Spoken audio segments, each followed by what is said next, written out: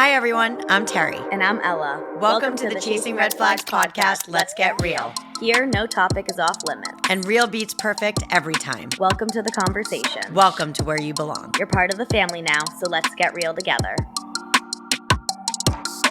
Hi. Hi, Mama. What's going on, sweetie? I am just shocked that we survived 3 days in New York together. What is so shocking? The fact that we slept in the same room I like together sleeping in a for hotel 3 room. nights. I like sleeping in a hotel room with you. I love you so much, but I can't sleep in a room with you. Why? What do I my do? Space. Oh my God, it's a huge hotel room. I'm doing my makeup. You're just like peeking up behind me. I like to watch you. Yeah, no, I love that you love to do that, but no thank you. I like to stare at you. I never get to sleep in the same room as you. All right, well, we'll agree to disagree. Well, I survived you driving to New York, and you're the worst driver. I am your daughter. I get it from you. Okay. Well, just so you know, you're supposed to leave. Dad taught me this. You're supposed to see the tires of the car in front of you. That's a safe distance. You should take the advice that you give me. Ella, I don't get too close to the cars in front of me. Next time I'm going to video you driving so you can see what you're Actually like. do that. I would like evidence of that. Great. Okay. Well, Now we're going to talk about mental health. Now we're going to talk about mental health. So, before we dive in, we just want to say thank you all so much for being here. Please subscribe to the Chasing Red Flags podcast on Spotify, Apple Podcasts, YouTube, or wherever you listen to your podcast.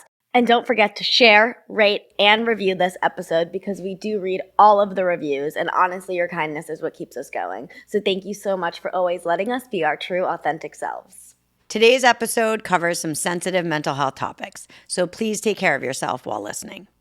When our kids are going through scary, tough mental health moments, it is very overwhelming. And that's why we're really excited today to welcome the brilliant Dr. Christine Crawford. Dr. Crawford is a Harvard-trained psychiatrist specializing in adult, child, and adolescent mental health. Currently, she serves as the Associate Medical Director for the National Alliance on Mental Illness, NAMI, and as an Assistant Professor and Vice Chair of Education in the Department of Psychiatry at Boston University School of Medicine. In addition to her role at NAMI and Boston University, Dr. Crawford treats patients at the Boston Medical Center's WRAP program, and she is the medical director for the school-based clinician program within the Boston Public Schools. She's also the author of a new book, You Are Not Alone, for parents and caregivers, the NAMI Guide to Navigating Your Child's Mental Health. Not to mention, she's appeared on the Today Show, the BBC, and most recently appeared on the cover of Boston Magazine for their annual 2025 Top Doctors edition. Let's just say she is amazing. Look at her. Literally amazing. Crazy. Yes. Welcome to the Chasing Red Flags podcast. Let's get real. Thank you so much for being here. We're so excited. Thanks so much for having me. I'm excited too. This is awesome. Yes. So let's just start, from the beginning. Could you explain what NAMI stands for and what kind of support it offers to families and individuals? Yeah, so NAMI is the country's largest grassroots organization that's dedicated to supporting those who are living with mental health conditions, as well as supporting their loved ones. So NAMI stands for the National Alliance on Mental Illness. So we have chapters all across the country, in every state, in every town, just about. We have about 630 chapters. And what we do is we provide educational resources for people who are living with mental health conditions so they can better understand their diagnosis, what treatment options are available. We also have support groups for them and for their loved ones, because in order to really thrive and to be your best self, you need a strong support network around you. So we want to support those loved ones. We provide them with workshops to better understand their loved ones' lived experience and how they can be more supportive of their loved ones. So all of the services we provide, they're free. So I just recommend that everyone kind of looks to see if there's a local NAMI chapter near them. Oh, yeah. I Amazing. think we, as you know, support NAMI and think it's an incredible organization. And on that, I guess I didn't know this story, so I would love to hear the backstory. NAMI developed from two moms, and that's who started the organization. How did that happen? Yeah, so back in the day, there wasn't a lot of support for parents who were raising kids with a variety of different mental health challenges. Back in the day, we didn't have a lot of treatment options. There wasn't a strong scientific understanding as to why people would experience mental health issues like schizophrenia, in which they're experiencing symptoms of psychosis. And so for those moms at that time who felt very alone in their experience in raising kids with such challenges, they all came together in this kitchen at one of their houses, just a few of them. And this is how NAMI started. It's amazing. It started from leaning on other people with lived experience. And so together, these moms were able to share information, share experiences so that they didn't feel alone in this. Right. And so more and more people heard about this. Oh my goodness, I have a kid who's experiencing this too. These are my challenges being a mom, supporting my kid with this. That's how it started. And then it just grew and expanded to so much more. And that's what we are all about right now, supporting each other. And started all at the kitchen counter. Yeah. I mean, it's incredible. We always talk about community and how having that support system and community is so important in every area of life. And when you have that, you can create something absolutely amazing, just like this. Yeah. So it's such a cool story. So you have dedicated your career to mental health, as we know. And I just kind of want to know what inspired this path and how did you discover your passion for this specific field? Yeah. So I knew that I wanted to become a doctor since I was a young kid. I knew that I wanted to help people. I wanted to make sure that people are able to live their best lives and be healthy and well and be able to live with their friends and families and really enjoy life. But as I went through medical school, what I came to realize is that the sickest patients that I was coming across, the ones who weren't able to fully enjoy their lives because of a variety of physical ailments, a number of them had underlying mental health issues that were being ignored, overlooked, and just, quite frankly, not addressed. And I noticed that as I was going through all of my rotations in medical school, I would sit down and have these conversations with patients just to understand their whole story so that I understood them as people first, rather than just a lab number or rather just, which body part is the issue. Yep. And everyone had a story. And everyone had a story because everyone experiences human emotions and they react to their situation. But if we're not addressing those human emotions, if we're not tapping into why it is that someone has a purpose for living, then we're not going to be able to address them as a whole person. So if you tell someone, oh, you have diabetes, you have to take insulin in order to save your life. If you are profoundly depressed and you think that there's no purpose in living, why would you take that insulin, exactly. Right? Yeah. And so that I started to realize that. And I also noticed that I kind of have a skill set for chit-chatting with people and connecting with people in that sort of way. So going into psychiatry, I knew was just my passion. To be able to have all these different tools to help people, whether that's giving them medicines or doing psychotherapy for them. I like that I have a whole variety of tools that I'm able to offer to patients to help them out. I think that's amazing. And I agree. I think it's so important to be talked about. And that kind of leads into my next question because NAMI emphasizes early mental health support at a younger age, which we especially strongly believe should be integrated into the school curriculum as well. I think not having that while I was growing up was definitely it impacted the way that I am now, and that I'm just starting to learn to talk about my struggles and my mental health. And so what would your ideal mental health curriculum look like for schools? Yeah, I think we should start in preschool. That's how early it should begin. That early. People think that children and individuals develop human emotions when they're in high school or in middle school. No. It's from the start. As early as the age of 3. Yeah. They're able to recognize and identify emotional states in themselves and in other people. That's true. And so we need to be really intentional about talking about human emotion. Yeah. Talking about how you can support yourself when you're experiencing big emotions like feeling angry, feeling sad.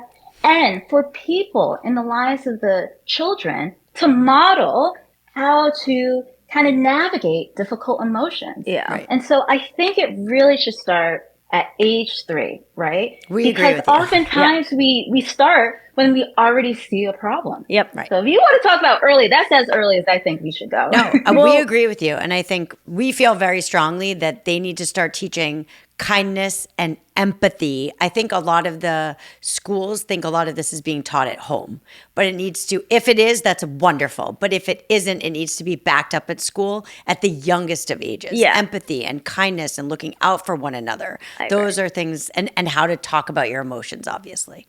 Yeah, absolutely. Because we cannot assume that these things are being taught in the home. Exactly. Because parents are parenting in a way that they're familiar with. Yeah. Yes. They're parenting by the way that they were, parent themselves. Exactly. Yep. So if the previous generation was not parenting in a way in which they were intentional about talking about emotions and Right. how to be empathic and all of these things, then we're not going to see that play out in the schools, right? And or at the home. So, and in the schools, because the kids, when they show up, they are lacking some of those skills, right? And so I absolutely agree that we cannot make assumptions about what it is that people are learning at home. And in the same way that we can't make assumptions that everyone who goes home is being taught mathematics again, right? Yeah, absolutely. We do it at school so that everyone's we try to get everyone on the same plane, but we need to do the same when it comes to social emotional wellness. Right. And generations are different, right? So my grandparents, I don't think ever spoke about feelings. You know, I remember having a gold star chart when I went to my grandmother's house. And if I had good behavior, I got a gold star. And if I didn't, I got a blue star. And that was the best she did, you know? So it's different. Now we, hopefully are talking about more. And it's different because we have a better understanding of the importance of mental health. Right. Back in the day, we didn't understand to the extent that we do now. Absolutely. We didn't fully understand that mind-body connection. Right. And with all of this information, we have to act on it and actually change the way in which we're engaging with our kids. We do. Your book is a helpful handbook for any parent. It talks about our own role as parents in navigating our kids' mental health. So what should we as parents and caregivers do to differentiate between what we might think is a phase and a potential mental health issue, which is, something that I think a lot of us parents do. We see things as a phase when it might be something more. Yeah, and that's the hardest thing too, because for a lot of folks, maybe it's the first time that they have encountered someone who might be extremely anxious or severely depressed. So it's hard for them to be able to recognize some of the signs and symptoms that can emerge when one has a mental health issue. So when it comes to your kid, you just want to imagine your kid as being healthy and happy, right? Such that you might overlook some of the signs that are apparent to other people, but not so much to you because you see what you want to see in your kid, right? And for a lot of people, it is hard to tolerate even the possibility that your kid might not be okay, right? And so telling yourself, oh, this is just a phase, is one way to manage your own anxiety about your kid who might not be okay. You don't want to tolerate that. So this is your way of mitigating that fear and anxiety by saying out loud, oh, this is just a phase, it will pass. But we're doing our kids a disservice when we just automatically assume that it's a phase. Yeah. And so I tell parents, you really ought to get to know your kids. In this day and age, there are people living under the same roofs as their parents, and they don't know each other because they don't talk to each other. Right. They're just staring at their phones all day. And the parents really don't know what the world is like for this child, what it is that's on their mind. They have no idea. Yep. And so if you have a better understanding about how your kid is, how they respond to difficulty, then you'll be able to recognize a pattern in their change of behavior. Right. You'll be able to recognize a pattern in their change of moods and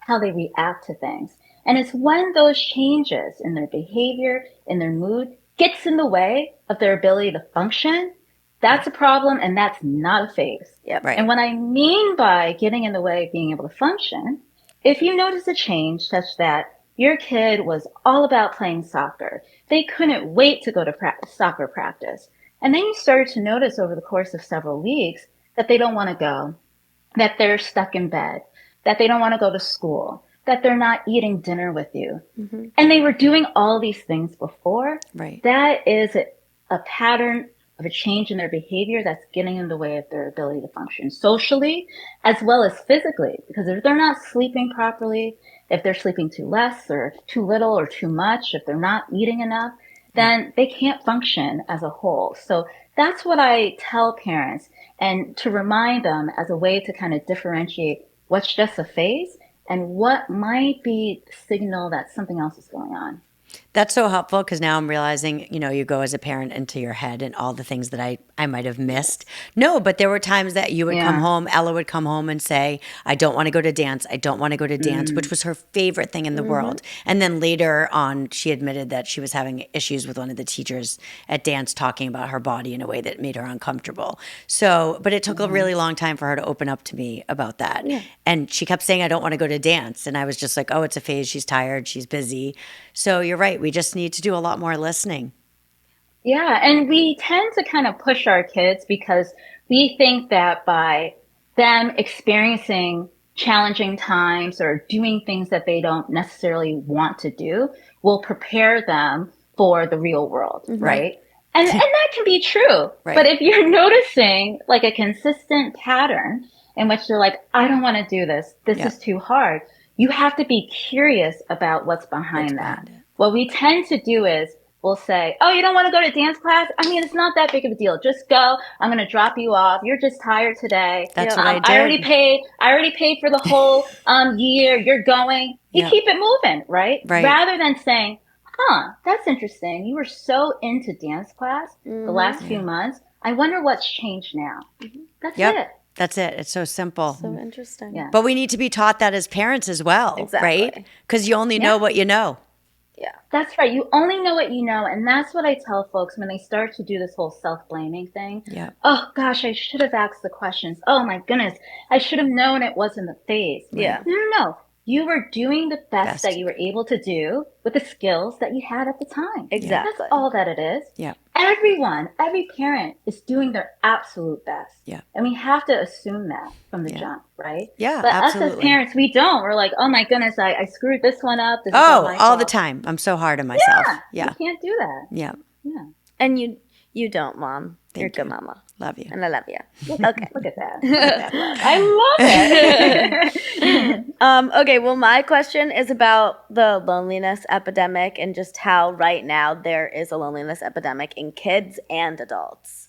So what are some signals that may indicate that somebody, adult or child, might be struggling? I love this question about loneliness because you're right. It is just so widespread. It's quite concerning. And back in the day when we would talk about loneliness, you didn't think that it was that big of a deal in terms of it having significant impacts on one's health and their ability to function.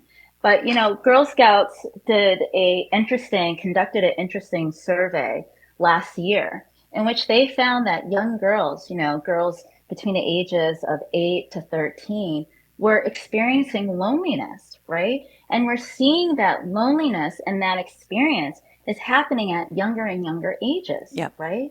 And so a lot of parents are like, wait a minute, how can it be lonely? They go to school, they're around so many friends, they come home, there's so many folks at home. How could they be lonely?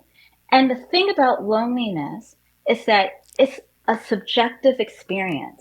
If you feel like you can't connect with other people, if you feel like people don't understand you, and you feel alone in navigating this world, even though you're surrounded by a whole bunch of people, that is one of the worst feelings in the world. That was me. That was Ella. And we know that the loneliness can then lead to the anxiety. Exactly. The loneliness can lead to the depression. The loneliness can lead to the disengagement of your life, right? Because you're like, what is the point? No one's even noticing me, and no one understands me, and I feel alone in this world.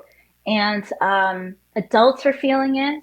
And because adults are experiencing it, kids are experiencing it too. Yeah. No, I think what you said hit the nail on the head is that parents and sometimes other students And children think, well, if they're surrounded by so many people, they can't be lonely. They have so many friends over all the time. They're playing in the backyard. They're going to school. They're going to classes. But you can still be lonely even though you're surrounded by a lot of people. And I think that's the message that's important for people to hear.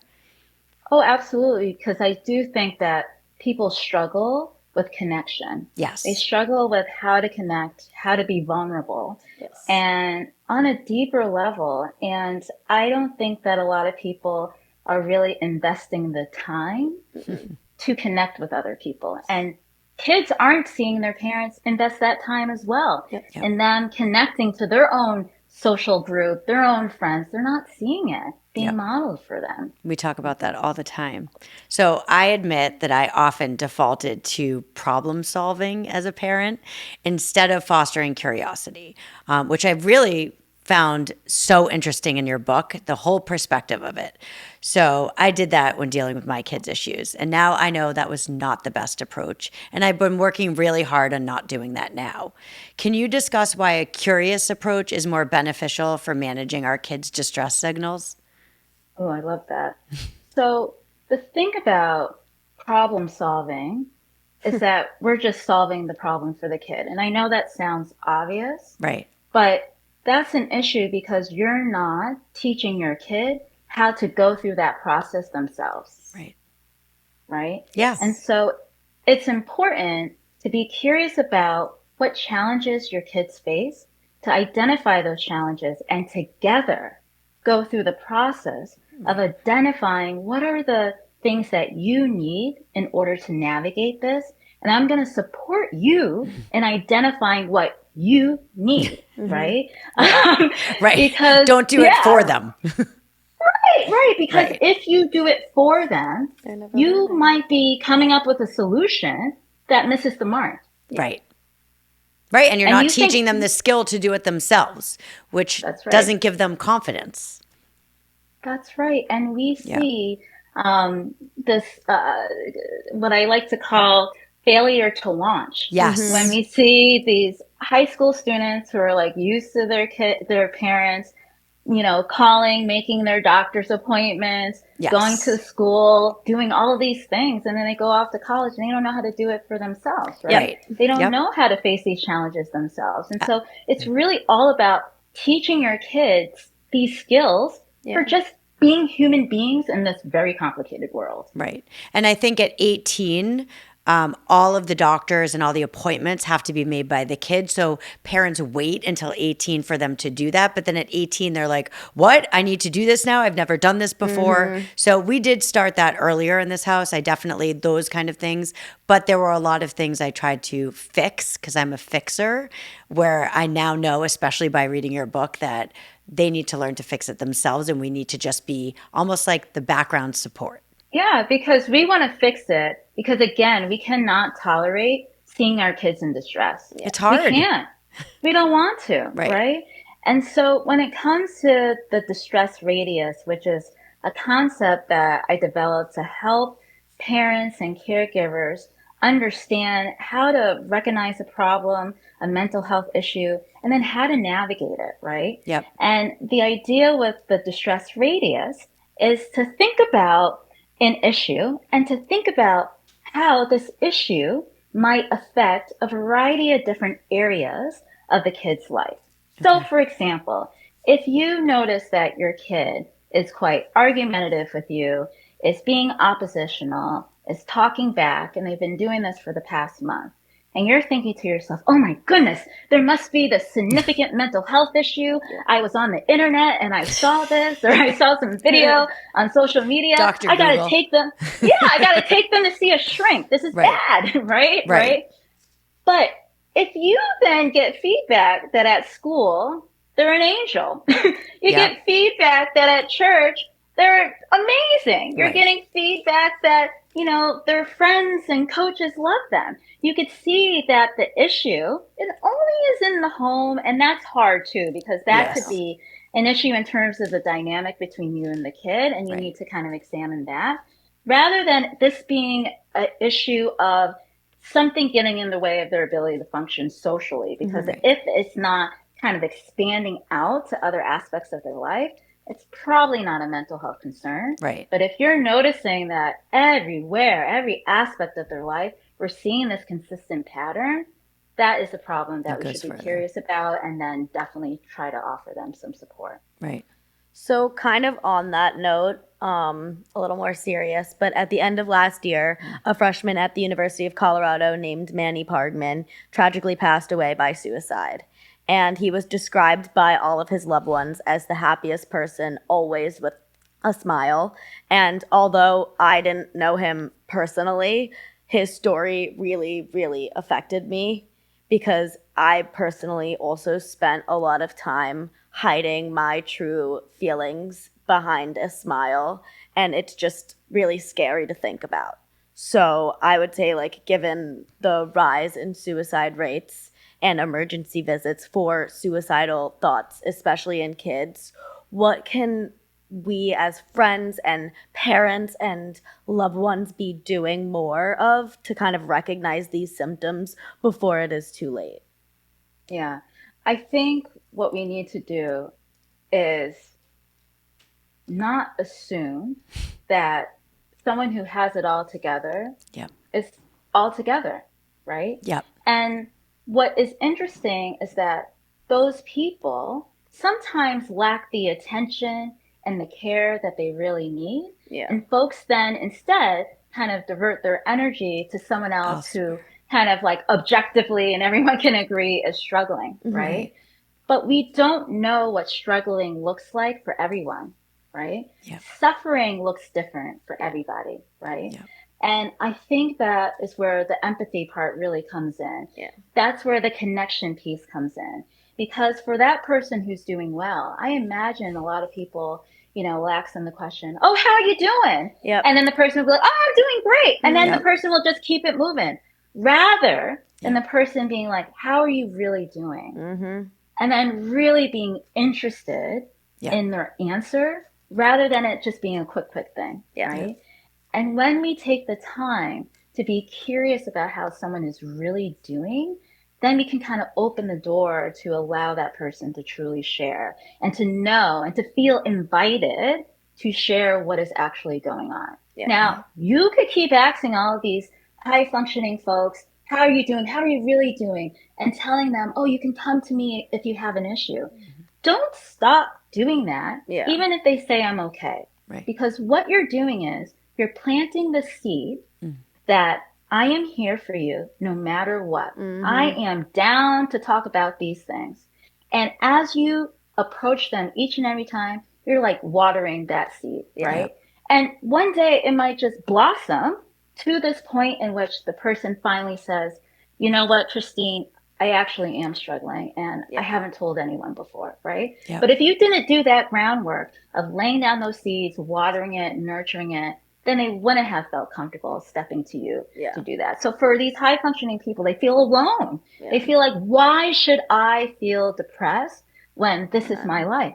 100%. Yeah, that makes sense. And I think that was a big part of it for Ella. She had this family that she was connected to, and on the outside, everything looked perfect, but she wasn't feeling it on the inside. I also definitely, even these days, like I struggle to find people who want to get to that deep level. So as much, I have some people and I'm so lucky that I do, but I want to surround myself more with people who want to continue to do that. And even though we've gotten to a deep level, maybe we can always get deeper. And that's part of why we created our journal. Yeah.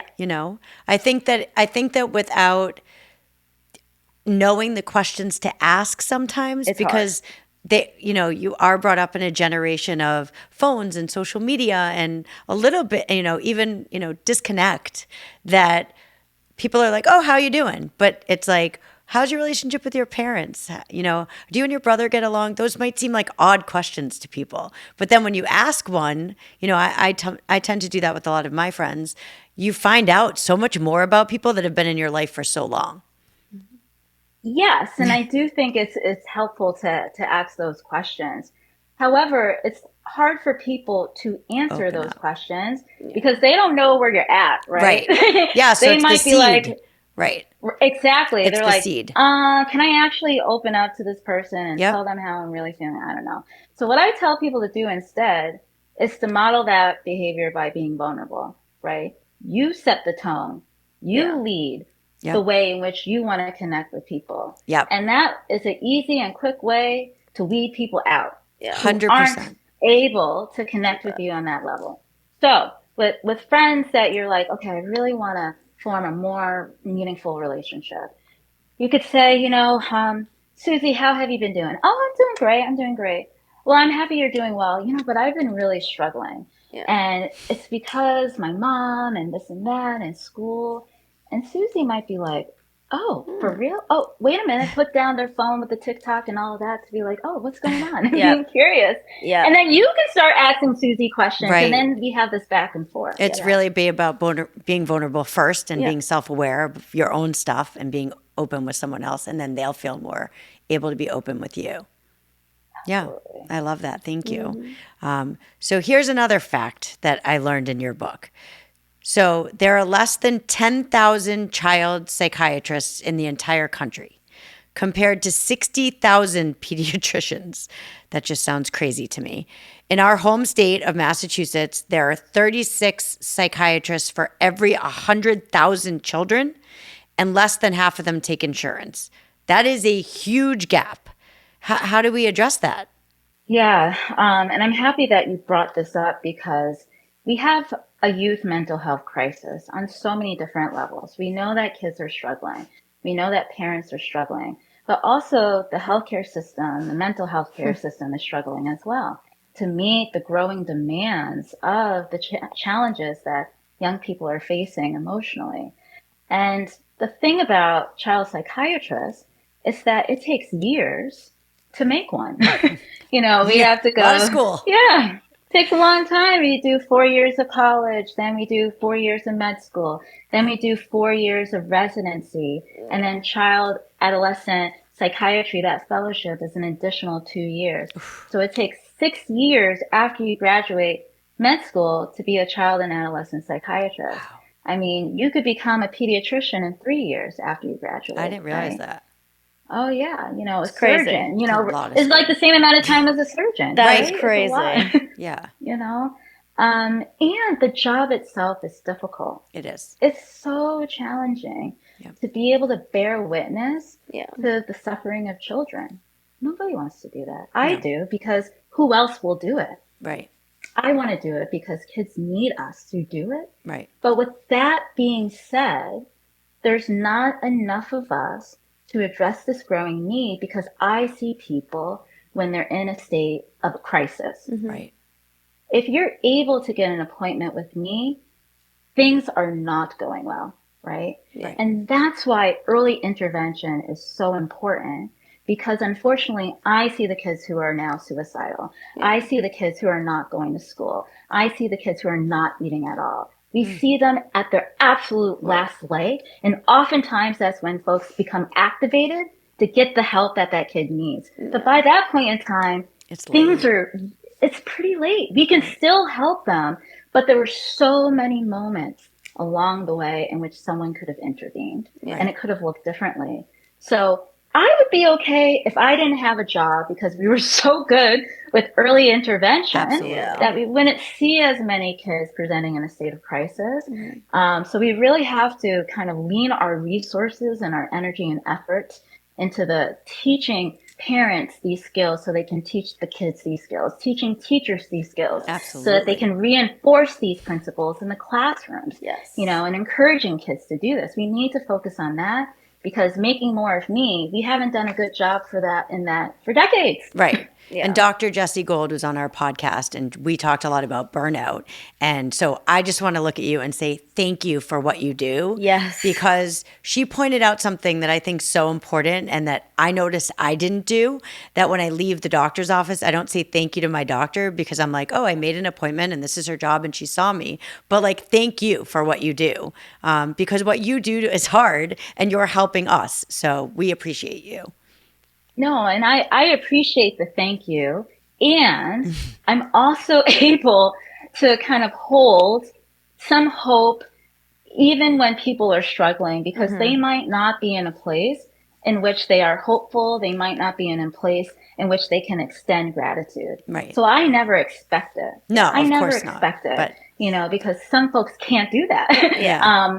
But I love it when people are in a place in which they're able to give back, because it just fills up our cup. Because we're just pouring our you cup are. and You're everything, pouring and every pouring so and many pouring. things. You So are. much. Yeah. So I also understand that you're very passionate about increasing diversity in this psychiatry field. So there's such a low percentage of Black psychiatrists, 1% to 2%, I read. So what needs to be done to address this disparity? Yeah, no, and what's interesting too is when we think about medical school and who's enrolling in medical school, what's interesting is that when it comes to Black men, the rates of Black men matriculating into med school has remained unchanged since the 70s. Oh, It's wow. basically the same. Wow. Yeah.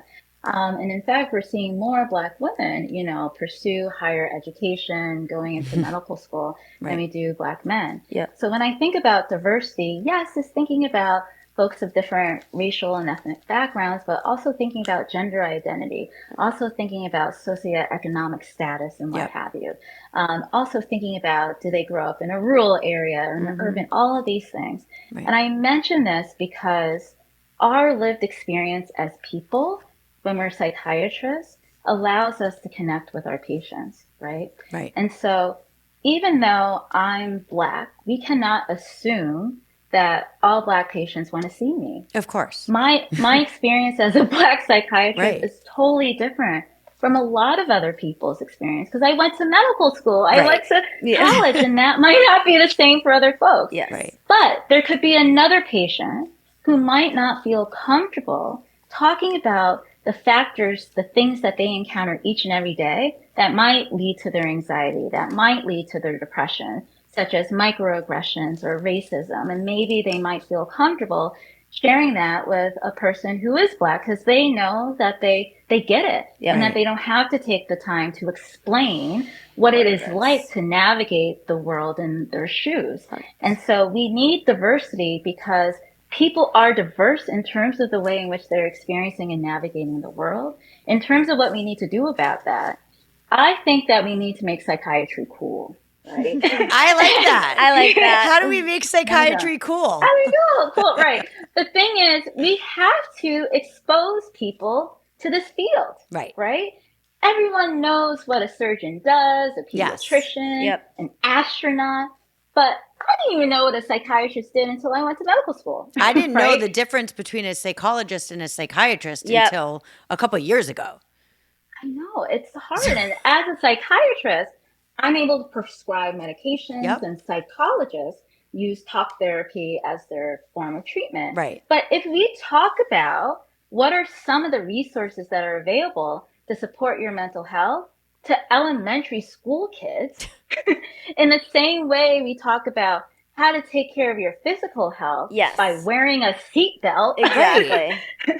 going to, the police officer, if you had this issue, we Yep. should kind of normalize the experience. If you're having emotional difficulty, here are the people, the cast of characters that are available in the world that you can reach out to. And That's so a I great think way we to really describe need that. to introduce what it is that we do early on in a kid's life, because then they can be that 9-year-old that's like, oh, that Dr. Crawford, she was something else, I Oh, want to do what absolutely. she does. Yep. Right. I want to Exactly. do what she does. And Right. that's how we start. Yeah. That's a great, Love it.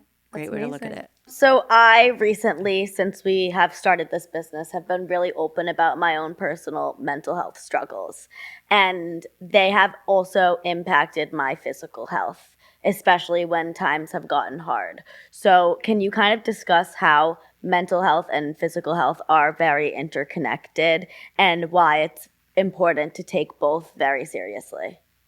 Oh, absolutely. We have to take both very seriously, because both need to be present in order for you to be healthy and whole. It really needs to be present. And I think about our lives as almost like a 3-legged stool. You have to have your mental health, you have to have your physical health, and you really have to have a purpose, whether that's through your family, your friends, through other activities. You need to have something that brings life to you, your Yeah. social connections, right? Yep. If one of those things are off, you're going to be off, right? Whether that your social connections, that's off, and it's going to be hard to maintain your physical and mental health. Yeah. I say to everyone, the mind is connected to the body. We have a neck. That's why we have a neck. We can't ignore the It's fact true. that the two are connected. That is a fact. Right, right. But what is so interesting, and it takes people a long time to realize this, is that if we are struggling with stress, anxiety, and depression, and we're not listening to our brain telling us that we're struggling with this, we tend to wait until our body is struggling Yeah. with the anxiety and the depression, and that's when we Yep. get the help. Yep. So what does that look like for anxiety? That looks like having an upset stomach, being nauseous. Yep. You can't sleep, you Yep. can't eat, you're a little shaky, you have muscle aches and pains. And then you're thinking, oh, maybe I have some kind of viral illness or something. But No, nope. no, no, no. Nope. Right, right. We forget that mental health conditions are biological conditions that have physical manifestations in our bodies, right? And the same way with depression, your sleep pattern changes. You're feeling sluggish, Yeah. you're worn down. But we can't ignore what it is that our body is trying to communicate to us, because by that time it's starting to get a little too late. But if we're feeling these things inside in our emotional state, that's the time to react, not when you're starting to notice it in your body. And we oftentimes wait until it's too late. Unfortunately, that's what I did. I've been open about it, but I had an eating disorder, and I do believe that was 100% impacted from the way that I was feeling with my mental health, and it did come out physically through that. So I agree. Now I'm more aware of it, and I would love to address it before the physical part starts to happen. I just think that's incredibly important. Yeah, and now you're in therapy, and Yes. we have an open relationship, and we're talking. But it's work, and I think for some parents, it takes time, and it takes Yes. a lot of questions and being open, and like you said, almost being vulnerable ourselves with our children about when we're unhappy and when we struggle. And I think I've noticed that a lot of parents don't want their kids to know that they're struggling themselves. Yeah. But I know that Ella and I have gotten a lot closer when I've shared with her what I've been through. Yes. I love that. I love that. Just having these open conversations about how you're doing, because then it allows her to share how it is that she's doing. But also, I think it's important for us to share how we feel and what we're going to do about it, right? Because for a lot of kids, they're like, okay, well, yeah, I'm anxious, I'm feeling this way. Well, so what? But really, the so what is, so we need to protect your mental health so that you can stay well. And what that can look like is you taking a mental health day. What it can look like is you not going to dance practice for 2 days. It can look like you just resting. And we're not good about taking care of our mental health, of supporting our mental health the same way we're able to do that with physical issues. So if you are experiencing a migraine, you can't go to school. But if you're experiencing profound depression, you also can't focus in school. But that depressed kid would still show up in school anyways, and not to get the excuse absence. So we really need to normalize mental health days so that people can really show up at their best selves, to rest, to take the time to be healthy. Exactly. Yeah, no, you're right. So on that topic, how do we raise mentally strong children? Ooh, what a great question. What a great question. I think we could start off by prioritizing our own mental health first. Oh, I think as parents, there's always so much emphasis on what you got to do for the kid. yeah, So much of that, So much. you know? And I appreciate it. Yeah. But if you are struggling, just getting up, navigating the world, how are you going to do all these things that are in these fancy parenting books? right. You Yeah. can't, I've read every one. right? Yeah, no, you're right. Yeah. Yeah. And it's as simple as us prioritizing ourselves, Yeah. taking care of ourselves, being happy with who we are, feeling fulfilled in our lives. Because what we notice is that our kids are also happier. Yeah. We notice that mothers who are depressed tend to have kids who are also depressed. Right. But when mothers are healthy and happy, the kids are actually doing well. There's studies to support this. Yeah. So I think we should do that first and foremost. And when we prioritize that, I think that things can fall in place a little bit easier. You're able to be fully present and be able to focus on these conversations that you're having coming from a place of curiosity, because you've already kind of addressed some of your concerns. Exactly. And it allows you to be mindful of what your kid is going through so that you could be present for them. It's all of those things that I think would be helpful to focus on. Yeah. I used to say to Ella that I needed to get my walk in because I need my walk for my mental health. That's the one thing that I do for myself. I do other things, but that is the most important to me. And if I waited till the end of the day and I didn't get it in, I could sense myself being edgier with them, being annoyed when they got home from school. So I would get up early in the morning and I would get that in. So I felt like I had my me time in. And I think that is important. Yeah, it is important because then kids learn, okay, well, maybe I should do that too. Exactly. When I get older, and all of that. So I think that's so important. Right.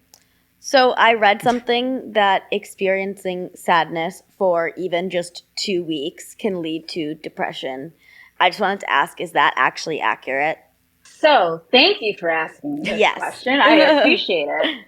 Now, sadness, we all experience sadness. Yes. Yeah. It's a human emotional state in reaction to something that is upsetting. We experience sadness. But the difference between sadness and depression is that your sadness, it might go away after the thing that's contributing to the sadness goes away, right? It also might fade over time, but you're still able to function in your everyday life, right? Okay. But depression is not just feeling sad, but it's also, and it has to be these other things as well. It's having difficulty with your sleep, whether it's sleeping too much or too little. You can't concentrate. You're indecisive. It's hard for you to make decisions. You feel like your mind is all over the place. You feel very sluggish. Your appetite changes. You might lose weight or you might be eating more. You're not enjoying the things that you would typically enjoy. You're feeling a lot of guilt and hopelessness. And you can't go to work. And you can't interact with your friends. And you're not enjoying doing the things that you would typically do, whether it's going to the gym or traveling or what have you. That is depression, right? We can be sad and not have all of those other things. Yeah. You bring up another important point about 2 weeks. A lot of people think when it comes to having depression, you have to experience these symptoms for months and months and months. Yeah. Right. It's really just 2 weeks of having 5 of those symptoms that I just described. Oof. That's crazy. Okay. Just 2 weeks. And so if more people knew that, They more pay people attention can more. That's it. Exactly. No, you're right. Exactly. And I think that as parents, sometimes, and I've noticed this with a couple of my, people in my life, that when a kid is depressed, they feel that they're at fault. So they don't want to confide in other people and say it Exactly. because they're not embarrassed, but they feel like they've done something wrong as a parent, that they have a kid that's depressed. So they keep it in and they don't get help and that's the cycle that we talk about, Exactly. not getting them what they need. And that's why NAMI is so important. Incredible. And having these support groups, being connected to other people who are going through the same thing. Because you don't feel like you're alone in this, right? Right. And then also you learn that this is not your fault. Exactly. Having depression, having generalized anxiety disorder, again, these are biological conditions. So some people, they just become depressed just because, right? Exactly. But everyone wants to point the finger at something Yes. that then contributed to their depression. And that's why those high functioning people get overlooked, because we're like, oh, there's nothing in this person's life that can contribute to their depression. Exactly. So we need to stop trying to pinpoint the thing that's causing them to experience these symptoms, but to just kind of lean into the fact that they're experiencing these symptoms, that is not our fault. But what we do need to listen to is what it is that they need to respond to that, get the help that they need, while at the same time taking care of ourselves as well. so that we can take care of our loved ones. Yeah. So I'm going to switch gears for a second because I want to pick your brain about the definition of trauma. Trauma used to be interpreted when I grew up as injuries to your body. But the concept of trauma has definitely evolved over time. So how do you define trauma, and what does that mean for our understanding of the impact? I think, and I know, and this is from my experience talking to a number of patients, but it is the subjective experience of feeling threatened in some sort of way, the subjective experience of feeling like a violent act happened to you. It is the subjective experience of feeling paralyzed in a certain moment in which you couldn't do something, you couldn't fight back. And then the trauma is kind of the lingering effects of that event, right? Right. And typically when it comes to trauma, we would say to people, oh, that's not traumatic. I mean, it's not like you were in combat, or it's not like something actually happened to you. Right. It's really about the person's subjective experience. And I keep using that word because if someone goes through an event and they experience it as traumatic, such that they keep thinking about it, such that it's hard for them to sleep, it's hard for them to be interested and willing to go to certain places to do certain things, then that event was traumatic. Right. And we should leave it be. We shouldn't then come in and say, oh, no, you'll get over it. No. Right. We should be curious about what it was about that event that had such a profound effect on them, and what was the aspect that really made it seem like their livelihood was at stake, that they faced a threat of some sort, whether it's physical, whether it's psychological. Right. Exactly. And I think people still are tied to the fact that trauma has to be physical, and it's not. No. You model some great conversations in the book about dealing with children and teen issues. Can you explain the look, listen, and lock-in method and that importance of that method? Yeah. I felt like that was really helpful. Yeah. And thinking about those three things, look, listen, and lock in, will help you to not automatically jump into problem solving mode. That's me. It really helps you. Yeah. It really helps you to take a step back and kind of slow things down, and to be more fully present, and to think through what might be going on with your kid and how to support your kid. So number one, look. What you want to do is you want to be able to notice any changes in your kid, to notice if there's a pattern that's different from kind of typical behavior, and to actually notice that. There's so many kids who, as I mentioned before, are, at home and they're not being noticed, right? Because folks are distracted by so many other things. So if you're able to look and notice these changes, that's the first step.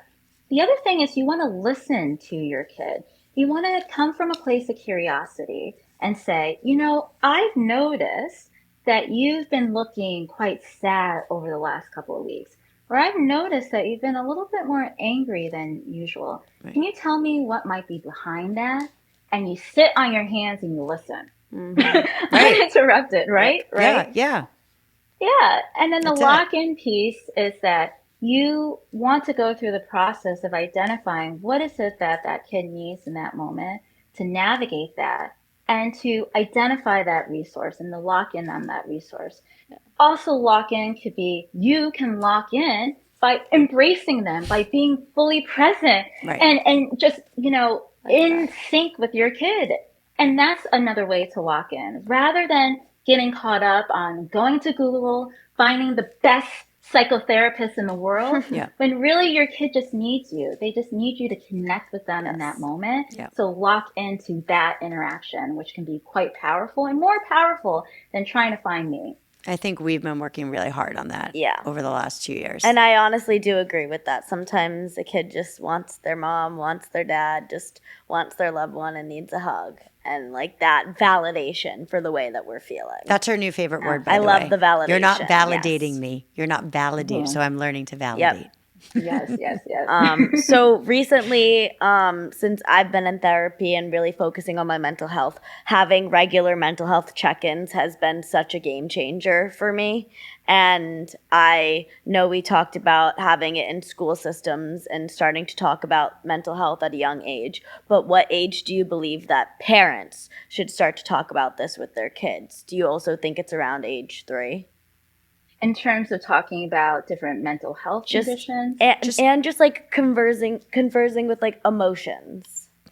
Oh, yeah. Yeah, I think we should start as soon as we know that our kids are able to recognize and identify emotions. Yeah. Just think about all of those children books that are out there that just have like different faces of happy and sad. Yep. Thinking about, some of the children programming where they're like, I'm happy, I'm sad, and you have the different kids that are reacting that way. Yep. That's when you can have a conversation about Yep. it. In those moments while you're reading those books, when you're watching those TV shows, you can expand upon what it is that you're reading about, what it is that you're seeing, and you can bring it up in everyday life too, right? Yeah. And to make it more of a natural, organic thing, and to just have it kind of a part of your relationship, right? Love it. So you could be driving in the car, your kid's in the back seat, and you could be like, oh, the traffic is awful. I'm so angry. When I get angry, I notice that I get really tense. My voice tends to get loud.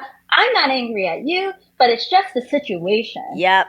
So you communicating to your kid what your emotional states look like is actually important for them, because then they know that you're not mad at them. Yeah. Because kids are so self-centered. Yes. That sometimes they're worried. Yes. They're like, am I the reason why mommy is sad? Am I the reason why mommy's upset? So if you just say all of that out loud, it puts them at ease, but also it teaches them what different emotional states look like and what to do during those moments of intense emotion. I love And that. I would like to say kids, young adults, doesn't go away. I still doesn't wonder go if away. I'm the reason that she's getting mad. If I'm upset about something, it's something are you mad at me? Did I do something? And I'm like, this has nothing to do with you. Yep.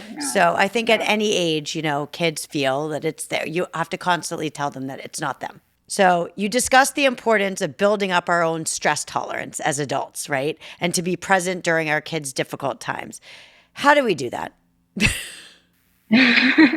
Yeah, so I think it really all boils down to understanding yourself, right? And understanding what are some of your trigger points, right? Yeah. Whether it's noticing that when you don't get enough sleep, it's hard for you to show up for your kid and be 100%, right? And so I think just having this self-awareness as to where your challenges are, where your shortcomings are, and to actually address those things, rather than to overlook it, to deny it, and try to sweep it under the rug. And so to notice, wow, I have noticed that I tend to be really short with my kid when I don't get enough sleep. Okay, why is it that I'm not getting enough sleep? Right. Oh, it's interesting. I'm noticing that I'm thinking a lot about work. I'm running all these lists through my mind. Let me think about work and what is happening at work. So you're able to kind of go through this process of really getting at the root cause of what might be getting in the way of your ability to connect with your kid and to be 100%. Do that on your own time. Don't do it in front of your kid. And what I mean by that is that you don't want to use your time interacting with your kid to be like, oh, I'm so stressed out and I don't know what to do, and just leave it at that, right? And then that puts the kid in a place in which they feel like they have to problem solve for you and take care of you, right? And then they're afraid to take up space by sharing what's going on with them, right? Yep. And so that's the difference between modeling. Modeling is doing the whole thing. This is how I feel. This is what I'm going to do about it. But if you don't then take care of yourself and don't model that for the kid is going to feel responsible for you. And we never want to put our kids in that sort of position. Never. And the thing about therapy, everyone thinks that you have to have a problem in order to be in therapy. We actually think the best time to go is when you don't have a problem. Yes. Exactly. That to me is the most important thing. Yeah, because that's where you can understand yourself, learn about yourself, and to be able to recognize quickly what are your soft spots? What are your Yes. trigger points, right?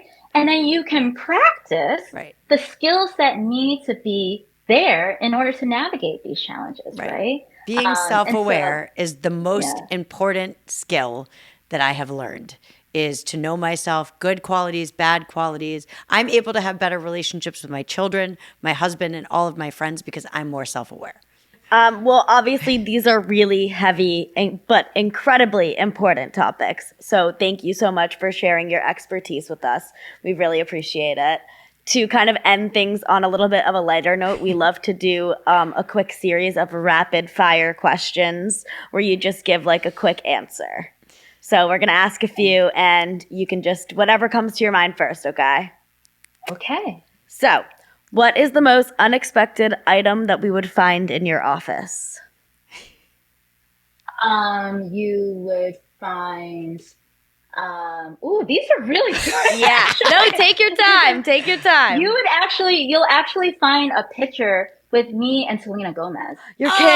and now we'll be jealous. Oh my it's pretty God. cool. That's a great I picture. love her. I think you might have to text that to us. Yes, please. Yeah. That's a I good will, one. yeah, That's a yeah. good What one. do you do for self-care? I watch a lot of TV. Me Do you have a favorite too. show? That's such a great question. I was into, well, to be honest with you, I'm just going to be honest. Yeah. Right now is Love Island, Australia. Oh, so Ella's good. obsessed. I love it. Oh, yeah. So good. Loves Love Yep. Island. That's a good one. Okay, if you could only listen to one song on repeat, what would it be? Clarity by Zed. That's Oh. a good one. That's a good song. It's a good one. Yeah, I love Zed. I went to his concert. He's just amazing. Yeah. Amazing. He was at Coachella recently. I did see Amazing. that. I did see that. He's a good performer. Oh, yeah, for sure. What's the best vacation you've ever taken without your kids? Ooh, I went to Greece, and that was for a baby moon. I was Yes. pregnant at the time. That was the best trip ever. I want to go back. I love that. That is, so I was abroad, but the one place that I didn't get to go that I really want to go at some point is Greece. It just wasn't the good weather timing yet. So And she wanted to go for like 10 days. Yeah, So it just so- didn't fit into her schedule. it'll be on my bucket. It's on my bucket list now. Good. It has to be. Yes. Okay, and if you could give your two daughters one piece of advice, what would you say?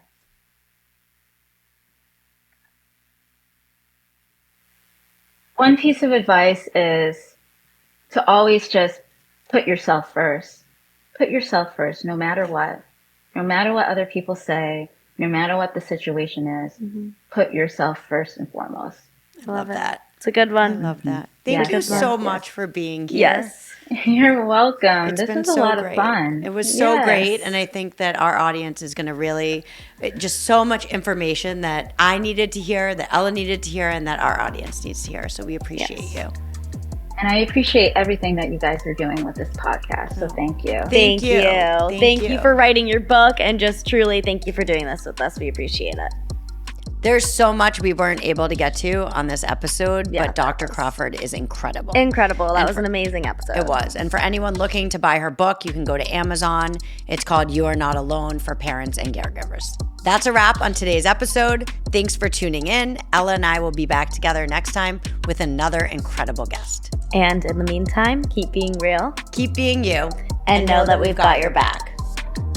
If you have any thoughts, questions, or just want to say hi, we would love to hear from you. Your support means everything to us. You can find us on Instagram and TikTok at Chasing Red Flags Official and on Facebook and YouTube at Chasing Red Flags. And if you want to share your story, ask a question, or pick up some Chasing Red Flags merch, go to chasingredflags.com.